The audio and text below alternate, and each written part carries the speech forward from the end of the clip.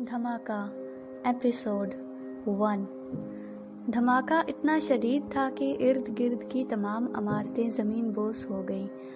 چیخ و پکار کا یہ عالم تھا کہ بچے، بوڑھے، خواتین، جوان ملبے کے نیچے دبے آخری ہچکیاں لے رہے تھے، سسک رہے تھے۔ چاروں طرف انسانی لاشیں بکھری پڑی تھیں، ان کے جلنے کی بو ہر طرف پھیل گئی تھی۔ ایسا معلوم ہو رہا تھا کہ قیامت آ گئی ہے۔ کافی دیر کے بعد ارد گرد کے لوگوں کے ہوش ٹھکانے آئے تو وہ دھماکے کی جگہ کی طرف بھاگے اور انہوں نے گری ہوئی عمارتوں کے ملبے سے لوگوں کو نکالنا شروع کیا۔ کہیں سے ہاتھ پاؤں نکل رہے تھے اور کہیں سے صرف ایک ایسے جسم نکل رہے تھے جن کے سر نہیں تھے۔ کسی جگہ سے سر نکلا تو باقی جسم کا کوئی پتہ نہ تھا۔ لوگ زاروں کتار رو رہے تھے اور ملبے سے انسانوں کو نکال رہے تھے۔ پولیس اور فوج بھی آ چکی تھی اور دیگر امدادی پارٹیوں نے اپنا کام شروع کر دیا تھا۔ زخمیوں کو ایمبولینس میں ڈال کر ہسپتال روانہ کر دیا گیا۔ جب نزدیک ترین ہسپتال میں جگہ نہیں رہی تو شہر کے دوسرے ہسپتالوں میں زخمیوں کو پہنچایا جانے لگا۔ لگتا تھا جیسے آج شہر کے سارے ہسپتال بھر جائیں گے۔ کئی لاشیں عمارتوں کی چھتوں سے ملی۔ دھماکہ اتنا شدید تھا کہ انسانی جسم اڑ کر دوسری چھتوں پر جا گرے تھے۔ ان کا پتہ نہ چلتا، لیکن دوسرے دن جب دیکھا گیا کہ گدھ اونچی عمارتوں کی چھتوں پر کچھ کھا رہے ہیں تو لوگوں نے جا کر دیکھا اور پتہ چلا کہ یہ انسانی لاشیں ہیں۔ فوراً پولیس کو آگاہ کیا گیا اور اس طرح قریب قریب کی تمام چھتوں کو جا کر دیکھا گیا اور کئی علاقوں سے انسانی اعضاء اٹھا کر لائے گئے۔ اس حادثے میں 200 سے زائد انسان مارے گئے تھے۔ زخمی ہونے والوں کی تعداد کہیں زیادہ تھی۔ اخبار، ریڈیو، ٹیلی ویژن چیخ و پکار اور خون آلود سرخیوں سے بھرے پڑے تھے۔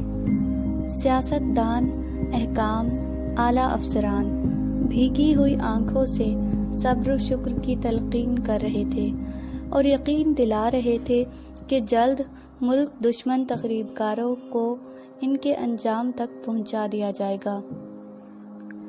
ذیشان نے ریموٹ کنٹرول اٹھا کر ٹیلی ویژن کی آواز آہستہ کر دی اور اپنے ابو سے پوچھنے لگا، ابو، یہ دھماکے کون لوگ کرتے ہیں؟ بیٹا، یہ کسی ملک دشمن تخریب کار ہیں۔ ابو، کیا یہ بہت زیادہ ہیں؟ نہیں، یہ بہت زیادہ تو نہیں، ذیشان کے ابو نے جواب دیا۔ اگر یہ زیادہ نہیں ہیں تو لازماً آپ سے بہت زیادہ طاقتور ہوں گے؟ ذیشان نے پوچھا، اور ذیشان کے ابو کی مسکراہٹ ذیشان نہ سمجھ سکا کہ وہ کیا کہنا چاہ رہے ہیں۔ ابو، آپ پولیس میں ہیں، کیا آپ کا کام صرف چوروں کو پکڑنا ہے؟ کیا تخریب کاروں کو پکڑنے کے لیے کوئی پولیس نہیں؟ اور پھر آپ تو پولیس کی ڈیوٹی لگاتے ہیں، آپ کسی کی ڈیوٹی کیوں نہیں لگاتے؟ ذیشان بولتا چلا گیا، بیٹا، میں نے ڈیوٹی لگائی ہوئی ہے، انشاءاللہ ہم بہت جلد تخریب کاروں کو پکڑ لیں گے۔ ابو، آپ بھی ایسے کہہ رہے ہیں جیسے ٹی وی پر روز خبروں میں کہا جاتا ہے۔ اچھا، اب تم چپ رہو، ذیشان کے ابو نے کہا، اور یہ بتاؤ کہ تم نے اسکول کا کام کر لیا ہے؟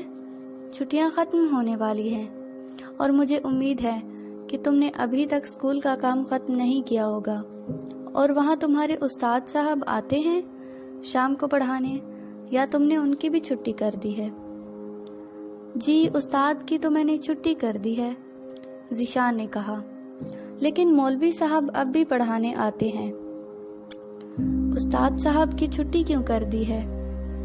ابو، ذیشان نے منہ چڑھا کر کہا، ایک تو چھٹیاں ہیں اور پھر اسکول کا کام استاد صاحب نے کروا دیا تھا، اور اب خواہ روز پڑھنے کا فائدہ؟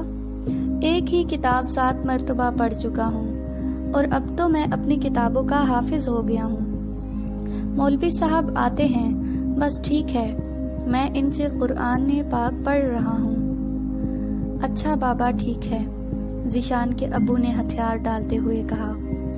لیکن ابو، میرے سوال کا تو آپ نے جواب ہی نہیں دیا کہ تخریب کاروں کو کیوں نہیں پکڑتے؟ بیٹا، آپ کا خیال ہے کہ ہم ان کو جان بوجھ کر نہیں پکڑتے۔